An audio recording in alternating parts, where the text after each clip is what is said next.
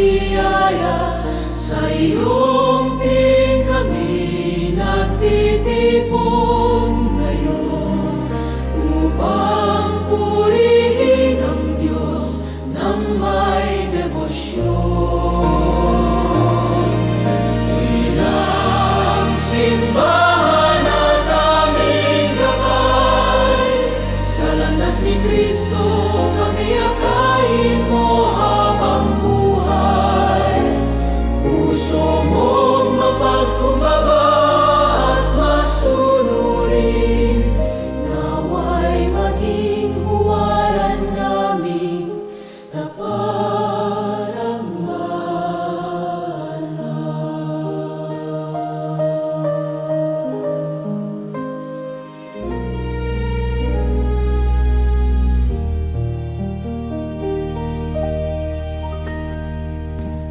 Sa ngalan ng Ama, ng Anak at ng Espiritu Santo. Amen. Sumainyo ang Panginoon. At sumayo rin. Mga kapatid, muli tayong bumabalik sa banal na misa para italaga natin ang ating mga puso sa kalinis-sinisang puso ni Maria. Marami sa atin mabigat ang loob. Marami sa atin pagod ang pangangatawan.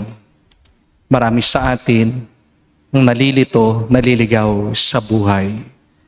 Pero magiging maayos din ang lahat kung tayo ay susunod sa ating Panginoong Hesukristo at si Maria ang ating gabay para mas mapalapit sa Kanya. Marami sa atin hinihingi na maging masaya. Pero kung gusto nating maging mas maayos ang ating buhay, kailangan baguhin natin ang ating mga pinipili sa buhay. Hindi ka magiging masaya kung patuloy kang nabubuhay sa pagkakasala. Ganyan tayo Napakatigas ang ating ulo. Kala natin na makakakita tayo ng tuwa at galak sa ating mga pagkakamali. Kahit na paano ka magpabalik-balik sa pagkakasala, hindi niya mapupuno ang inaasam ng iyong puso. Walang taong nagiging payapa sa pagpili sa mali. Ang kapayapaan ay regalo galing sa Diyos. At kung gusto nating maging mas malusog, kailangan nating buksan ang ating sarili sa ating Panginoon. Kailangan nating palaging sumunod sa Kanyang kagustuhan.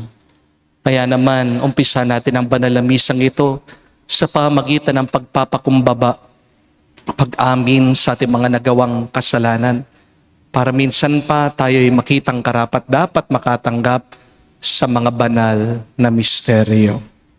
Kaya sabihin natin, inaamin ko Sa makapangyarihang Diyos at sa inyo mga kapatid, na lubha kung nagkasala sa isip, sa salita at sa gawa, at sa aking pagkukulang. Kaya'y sinasamo ko sa mahal na Birhen Maria, sa lahat ng mga anghel at mga banal, at sa inyo mga kapatid na ako'y ipanalangin sa Panginoong ating Diyos. kaawaan tayo na makapangyarihang Diyos, patawarin tayo sa ating mga kasalanan, at patnubayan tayo sa buhay na walang hanggan. Amen. Panginoon, kaawaan mo kami. Panginoon, kaawaan mo kami. Kristo, kaawaan mo kami. Kristo, kaawaan mo kami. Panginoon, kaawaan mo kami. Panginoon, kaawaan mo kami. Manalangin tayo. Ama namin makapangyarihan, ipagkaloob mong kami magkamit kailanman ng kalusugan at kagalingan sa aming katawan at kalooban. Pakundangan sa pagdalangin ng laging Birhen, si Santa Mariang mahal, kami naway mahango sa hapis sa kasalukuyan at makinabang sa kaluwalhatiang walang katapusan. Sa pamagitan ni Jesucristo kasama ng Espiritu Santo, magpasawalang hanggan. Amen.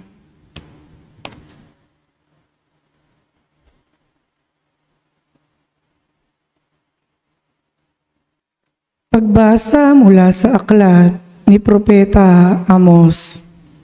Ito ang sinasabi ng Panginoon Sa araw na yaoy, ibabangon kong muli ang sambahayan ni David at aayusin tulad ng isang bahay na nawasak.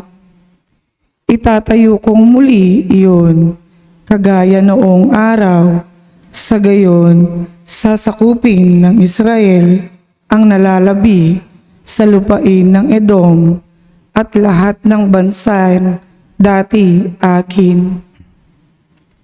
Darating ang panahon, sabi ng Panginoon, na mag-aararo ang magbubukid habang nag-aani pa ang manggagapas at gagawa pa rin ng alak ang mag-aalak kahit nagsisimula pa lamang na maghasik ng binhi ang manghahasik. Dadaloy sa mga bundok ang matamis na alak at aagos ng sagana sa mga burol.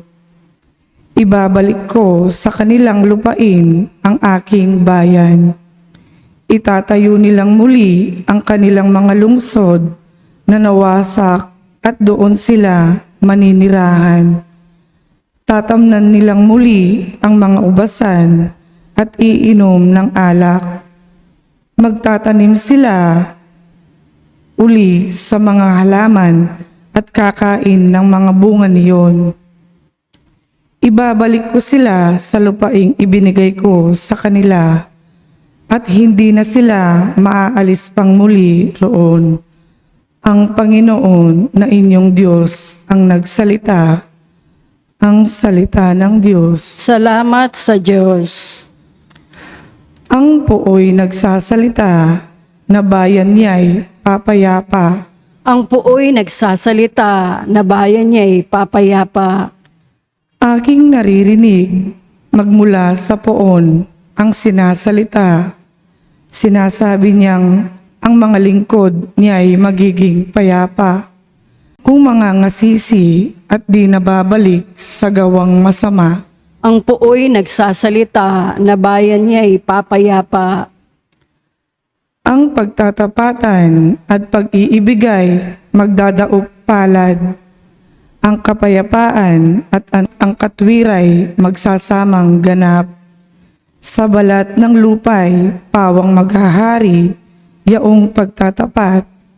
At ang katarungan na may maghahari mula sa itaas. Ang puoy nagsasalita na bayan niya'y papayapa. Gagawing maunlad ng Panginooy Diyos itong ating buhay. Ang mga halaman sa ating lupai bubungang mainam. Sa harapan niyang yaong maghahari pawang katarungan.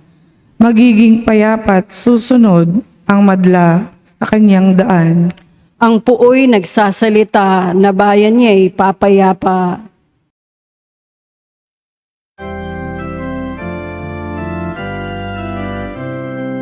Alleluia, Alleluia, Alleluia,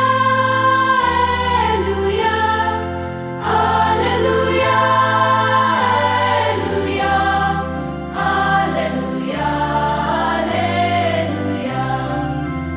Alleluia, Alleluia, Alleluia, Alleluia,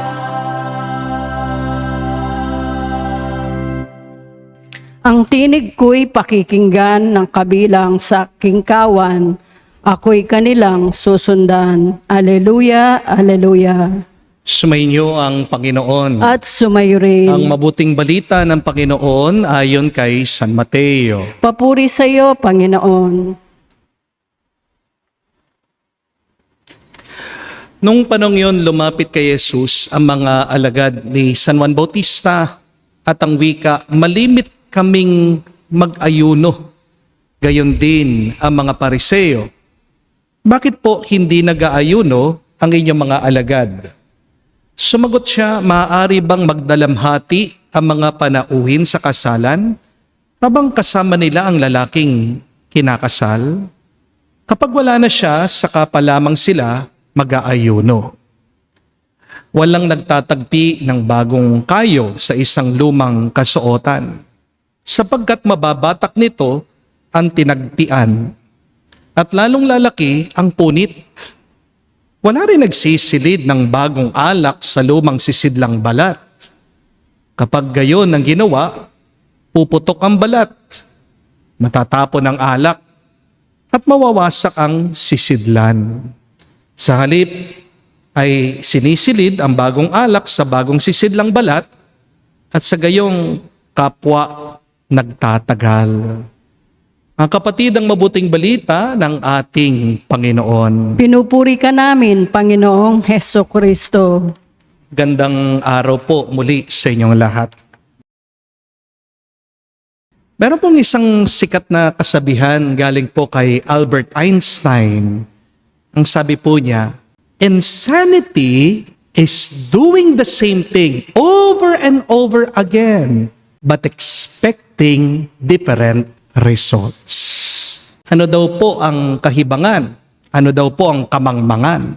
Ano daw po ang katangahan? Pasensya na po sa salita ha. Ito po ang kamangmangan. Ito po ang katangahan para kay Albert Einstein. Yung paulit-ulit mong ginagawa yung parehong bagay, pero umaasa ka, magiging iba yung bunga, magiging iba yung resulta. Hindi po ba minsan ganyan tayo Halimbawa, kahit na araw-araw kumakain ka ng crispy pata, chicharon, sisig, umiinom ka pa ng soft drinks. Hindi gaganda yung laboratory result mo. Hindi po ba?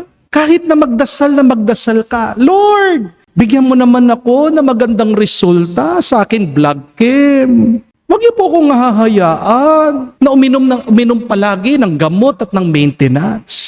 Kapatid, kung hindi ka kakain ng husto, kung hindi ka mag-e-exercise, kung hindi mo iingatan ang katawan mo, walang magbabago sa'yo. Mananatili kang may sakit. Amen? Baka hindi talaga dasal ang kailangan mo. Baka kailangan mo ng mas maraming gulay. Amen?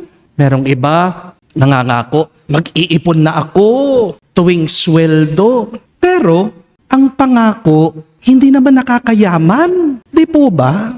Marami, pag nagsusweldo, nakakuha ng pera, nakikita yung Shopee, agad, check out. Napapadaan sa Lazada, check out ulit. Nagtitiktok, may nakitang magandang item, check out ulit. Pagdating ng katapusan, nagrereklamo, Lord, bakit wala akong pera?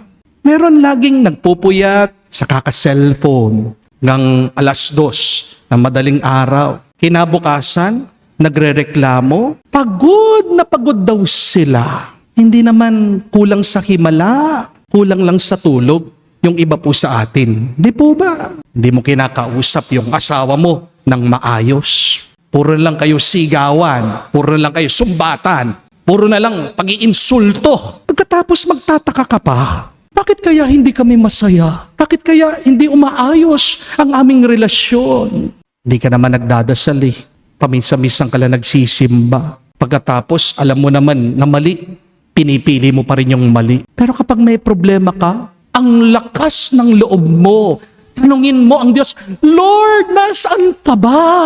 Kasalanan ba ng Diyos? Malayo siya sa iyo. Hindi kaya ikaw ang lumayo sa Kanya. Di po ba? Mga kapatid, kailangan po nating maunawaan. A negative mind will never give you a positive life. Kapag pangit ang iniisip mo, pangit din ang buhay mo. Di po ba? Kung puno ng galit, yung isip mo, hindi ka magkakaroon ng kapayapaan sa puso mo. Kung puro reklamong laman ang isip mo, mahirap kang makakita ng biyaya. Kung puro kainggit, mahirap ka maging masaya. Kung puro pesimismo ang naiisip mo, mahirap kang umasa. Hindi mo maaani yung hindi mo tinanim. Aminin natin. Ang dami sa atin kasi tamad.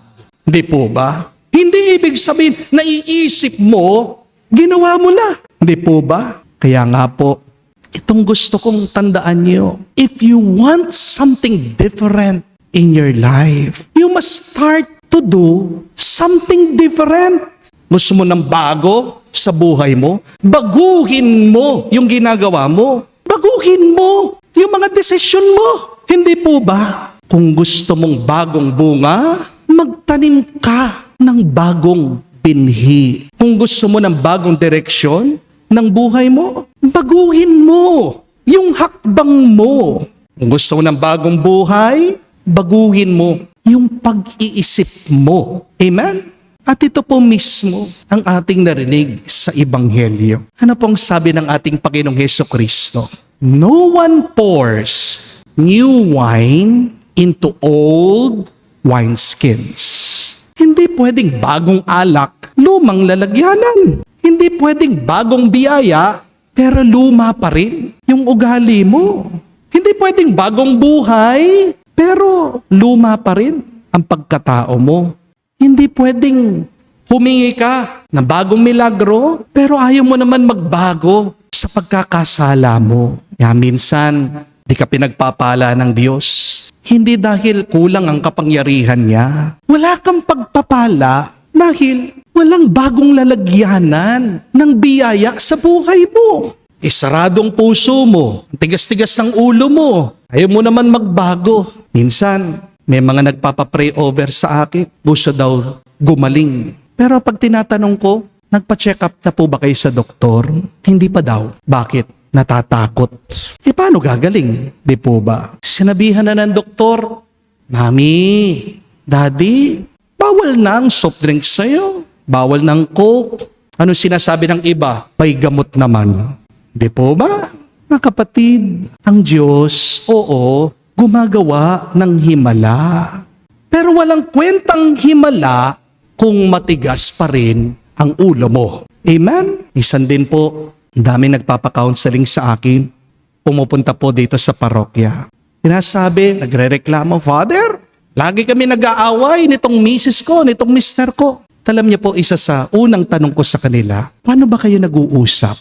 Naamin naman nila, palagi nagsisigawan, nagtataasan ng boses, naaalala yung pagkakamali, panahon pa ni Mahoma, panahon pa ng Jurassic Park. Dati pa talaga lahat, nung nakasulat. Napaka-historical nila sa bawat isa. Kaya sinasabi ko sa kanila, paano matatapos yung away niyo? Kung parehas kayong merong dalang gasolina. Kung gusto nyong huminto yung apoy, huwag kayong magbubuhos ng gasolina. Di po ba? Magbuhos kayo ng tubig. Baguhin nyo yung pananalita nyo. Baguhin nyo yung pagtingin nyo sa bawat isang yung pag-iisip. Baguhin nyo yung pakikitungo nyo sa bawat isa. Kasi yung mag-asawa, nung nag-umpisa kayo, hindi na kayo yan. Tumanda na kayo, marami na kayong naranasan. Ang tao nag-iiba. Kaya dapat mag-iba din yung pakikitungo nyo sa bawat isa. Hindi po ba? Minsan, may dumating din po dito, umiiyak, sabi, Father, bakit kaya hindi umuunlad ang negosyo ko? Ang dami kong utang. 10 taon na po ako. Nagpupursige, ginagawa ko naman ng lahat. Parehas po ang sistema, parehas po ang produkto, parehas naman po serbisyo ko sa ibang tao. Pero bakit hanggang ngayon, hindi umaangat, umaayos ang negosyo ko? Alam niyo po, sagot ko sa kanya, alam niyo po ang problema, may pride ka kasi. Dapat, kung nabigo ka, aminin mo, nabigo ka. Hindi tama yung paraan mo, yung sistema mo. At para may magbago dyan sa negosyo mo, kailangan mong magpakumbaba. Kung hindi ka magpapakumbaba, hindi ka magtatagumpay. Kapag natuto ka ng magpakumbaba, yung mga kabiguan mo, hindi mo iiyakan yan. Pag-aaralan mo yan. At mas mahalaga yon. Dahil pag nakita mo kung saan ka nagkamali, paano mo maaayos, mai-improve ang iyong trabaho, diyan lang magbabago yung iyong negosyo. Hindi ko po alam kung alam niyo yung Kodak. Alam niyo po ba? Sigurado po. Yung mga senior sa inyo, alam na alam yung Kodak. Pag sinabing, Kodakan mo kami. Anong ibig sabihin? Picturean nyo kami. Hindi po ba? Pero tanong ko po, ngayon po, sa mga kabataan, alam pa po ba nila yung Kodak? Hindi na po, no? Hindi na po uso. Bakit? Kasi namatay na po yung negosyo. Alam niyo po ba, hindi naman dapat malulugi, mawawala yung Kodak. Kasi nung unang panahon, meron po silang isang empleyado, manager nila, na sinabi, dapat po mag-digital na tayo. Darating po ang panahon, sabi po niya sa mga boss, na hindi nakakailanganin yung film. Pero yung management, hindi po nakinig sa kanya. Akala nila panghabang buhay na po gagamitin ang film ng mga tao. At ano po naging resulta? Naunahan sila ng ibang negosyo. Halos maglaho na po ang kumpanya ng Kodak. Bakit? Hindi dahil po wala silang kakayahan. O hindi dahil ayaw nilang magbago. Alam niyo po yung mga dinosaur, di ba wala na sila? Patay na. Bakit nawala sila? Kasi hindi sila nakapag-adjust. Pero tayong mga tao, hanggang ngayon buhay na buhay tayo dahil anuman ang pagsubok, anuman ang problema, nakakapag-adjust tayo. Kapatid, harinawa, huwag kang maging Kodak, huwag kang maging dinosaur, ha? Sana matuto kang sumunod sa tawag ng Diyos. Yan ang paanyaya niya. Ang Panginoon ang tagal nang nagsasalita sa atin. Sa banal na misa, sa kanyang Biblia. Kung tatahimik lang tayo, maririnig natin ang tinig ng Diyos. Tinanim na niya sa ating mga puso. Anong sinasabi niya? Iwan mo na yung bisyo mo. Magpatawad ka na. Magdasal ka palagi, kausapin mo ako. Magpakumbaba ka.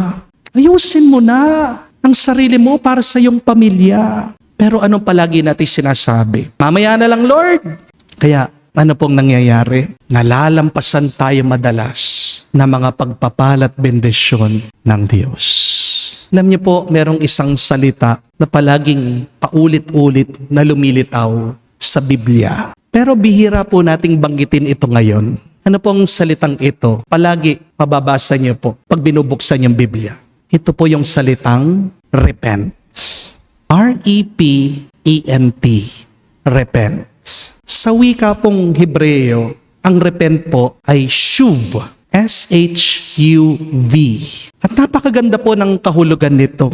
Ang ibig po sabihin ng repent o shuv sa mga Hebreo, hindi lang po pagbabago, kung hindi pagbalik, pagliko, mag-U-turn ka, magbago ka ng direksyon. Kayo pong mga nagmamaneho, alam niyo po yan eh. Hindi po ba? Kapag nagkamali ka ng pasok ng kanto, may pagpapakumbaba ka na, hindi mo ididiretso.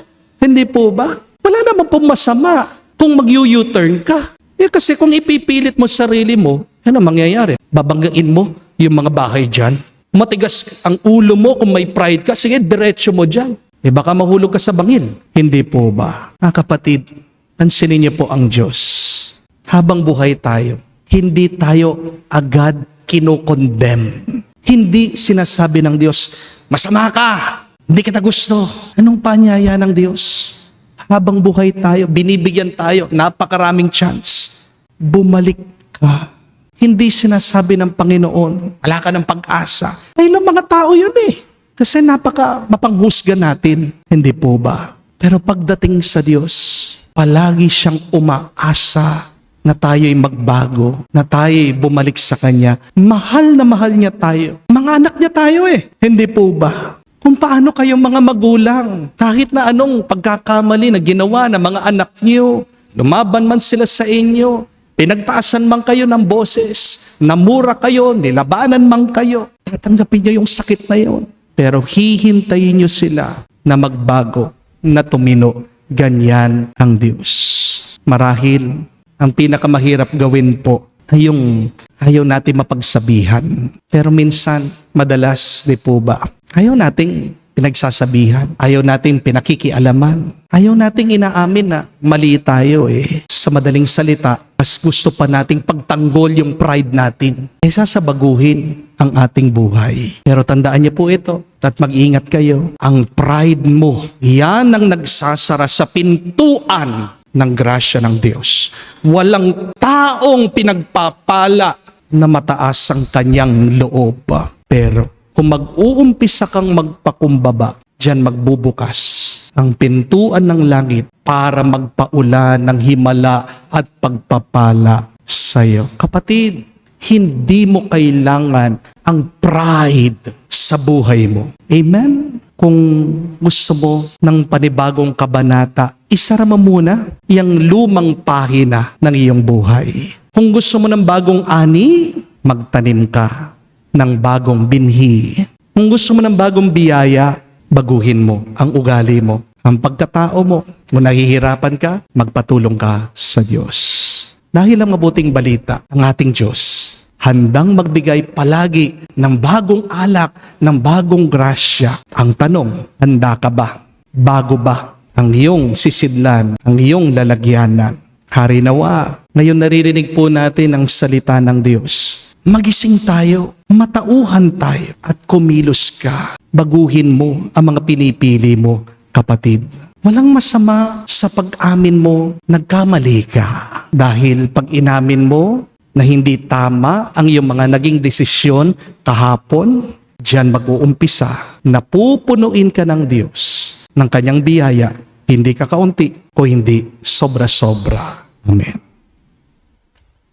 Tumayo po tayo, alay po natin sa Diyos ang ating mga dasal at panalangin. Manalangin tayo sa ating Diyos Ama upang mailapit niya tayo sa kahalagahan ng Ebanghelyo at mapanibago ng simbahan at ang sandaigdigan. Ating sabihin, Panginoon, dinggin mo kami. Panginoon, dinggin mo kami.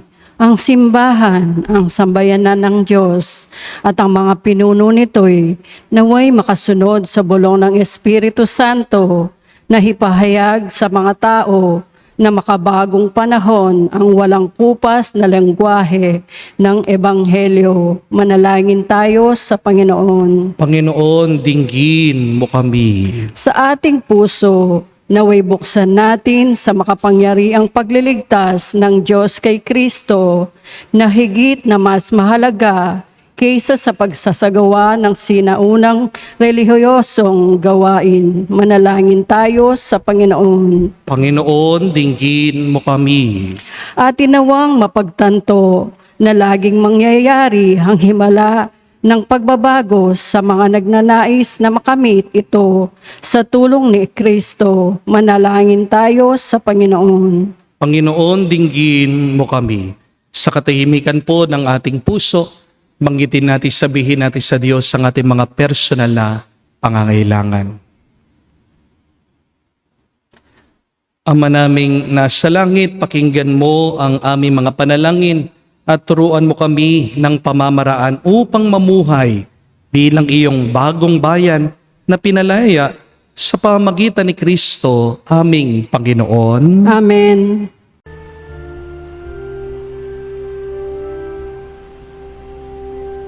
Lord, we gather today in your house. We kneel down and pray. We ask for your mercy as we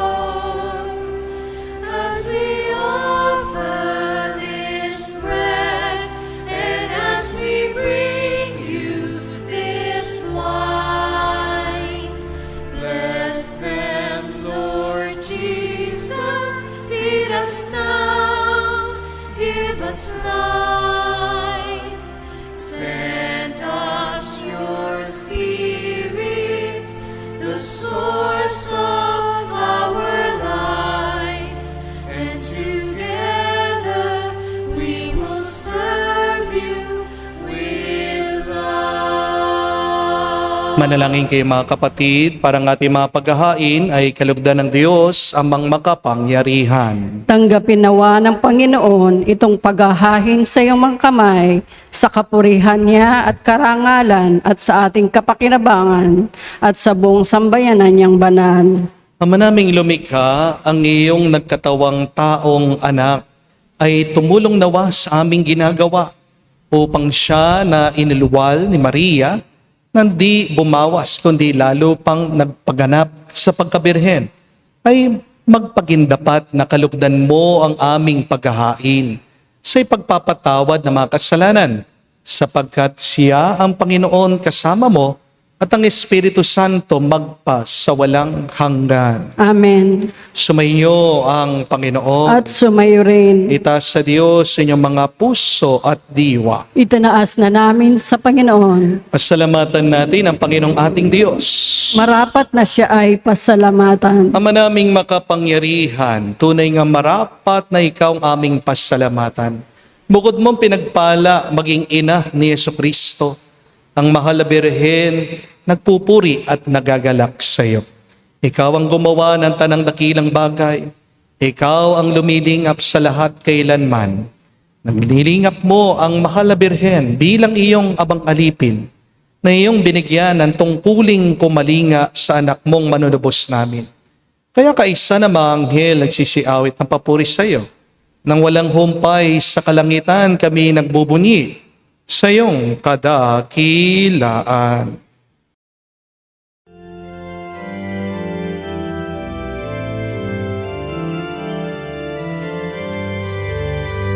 Santo, Santo, Santo, Panginoong Diyos ng mga hukbo, napupuno ang langit at lupa ng kadakilaan mo. Hosana, Hosana, sa kainasan, pinagpalang na paririto sa ngalan ng Panginoon. Hosana, Hosana, sa kainasan.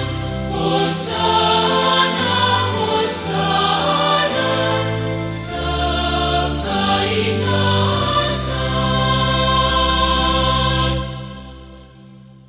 Ama naming banal, ikaw ang bukal ng tanang kabanalan. Kaya't sa pamagitan ng iyong Espiritu, gawin mong banal ang mga kaloob na ito upang para sa amin maging katawan at dugo ng aming Panginoong Jesucristo. Bago niya pinagtiis ang pusang loob na maging handog, hinawakan niyang tinapay, pinasalamatan kanya. Pinaghati-hati niya yon, inabot sa kanyang malagad at sinabi, tanggapin ninyong lahat dito at kanin. Itong aking katawan ay hahandog para sa inyo.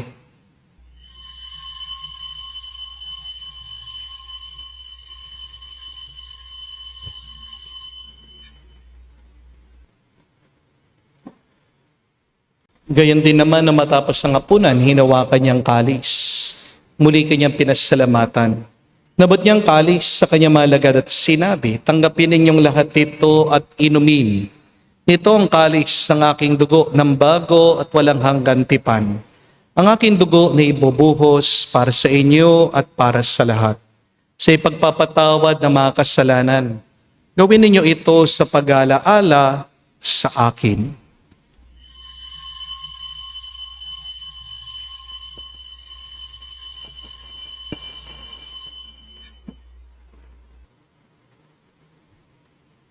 Ang misteryo ng pananampalataya.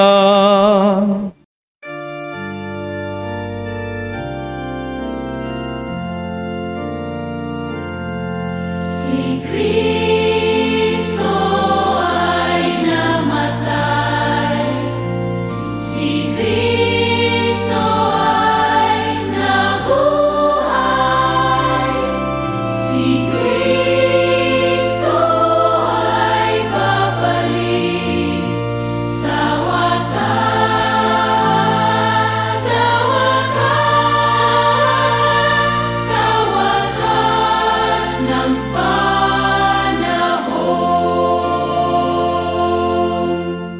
Ama, ginagawa namin ngayon ang pag-alaala sa pagkamatay, muling pagkabuhay ng iyong anak.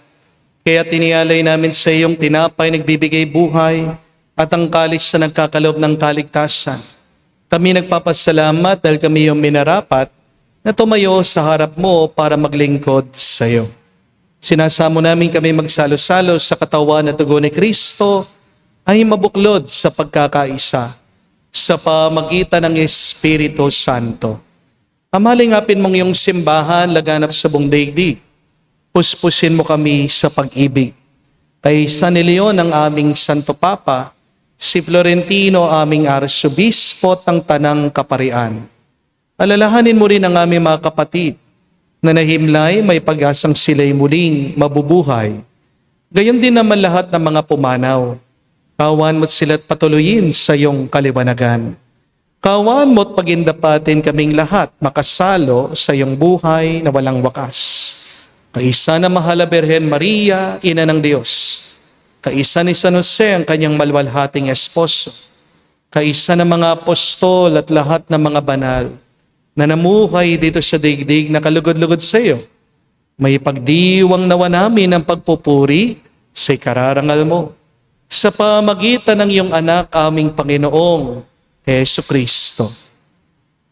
Sa pamamagitan ni Kristo, kasama niya at sa Kanya, lahat ng parangal at papuri ay sa iyo, Diyos Ama, makapangyarihan, kasama ng Espiritu Santo, magpasawalang hanggan.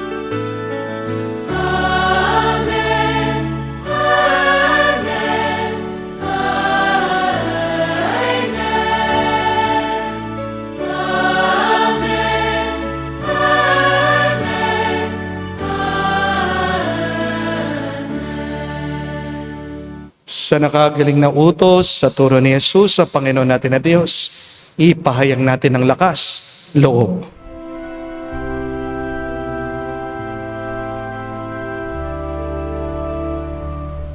Ama namin, sumasalangit ka, sambahin ang ngalan mo, mapasa amin ang kaharian mo, sundin ang loob mo dito sa lupa, para nang sa langit. Bigyan mo kami ngayon ng aming kakanin sa araw-araw, at patawarin mo kami sa aming mga sala, para ng pagpapatawad namin sa nagkakasala sa amin. At huwag mo kaming ipahintulot sa tukso, at iadya mo kami sa lahat ng masama.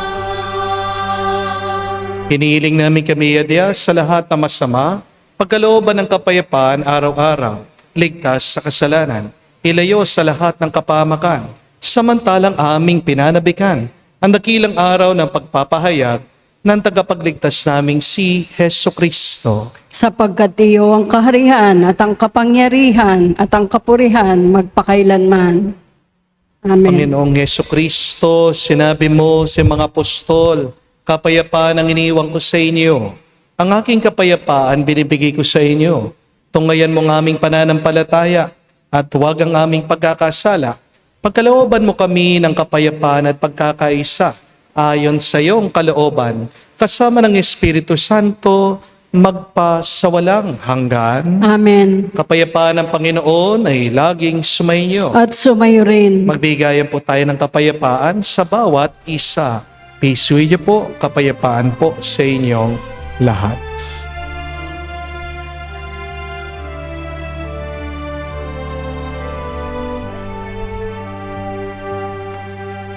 Kordero ng Diyos na nag-aalis ng mga kasalanan ng sanlibutan, maawa ka sa amin. Maawa ka sa amin. Kordero ng Diyos na nag-aalis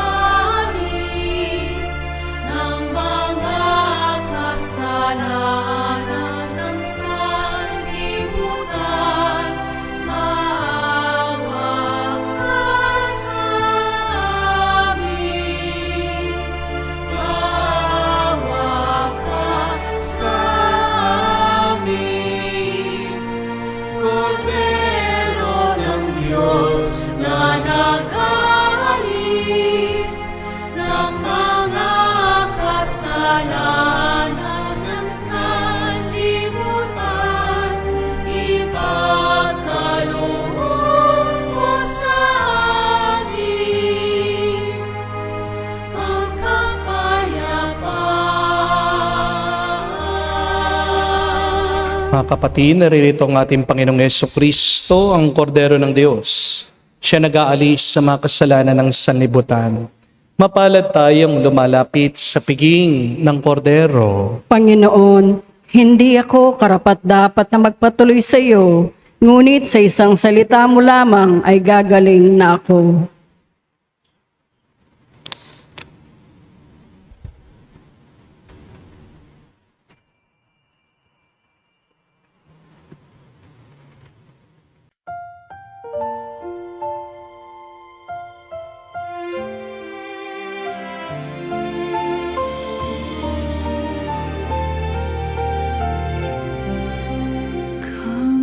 Kamahal-mahal ang puso ni Maria, puspos ng pag-ibig at biyaya.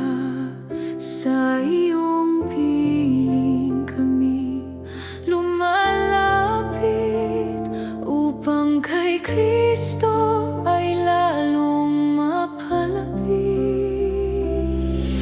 Maria, ina namin mahal, akayin mo kami sa anak mong banal. Sa iyong puso'y aming natatanaw, pag-ibig ng Diyos na walang hanggan. Kamahal-mahal ang puso ni Maria, huwaran ng tiwala at pagsunod sa Ama. Sa gitna ng buhay, ikaw ang gabay, patungo kay Kristong aming tangla. Maria, ina naming mahal, akayin mo kami sa anak mong banal. Sa iyong puso'y aming natatanaw, pag-ibig ng Diyos na walang hanggan.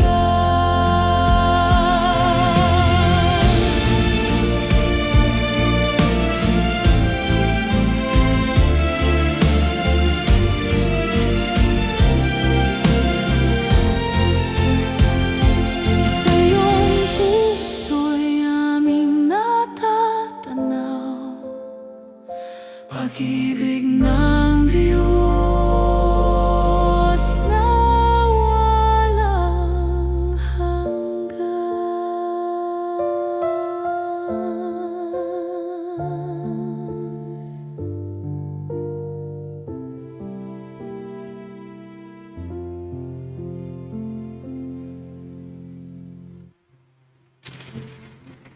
Manalangin tayo.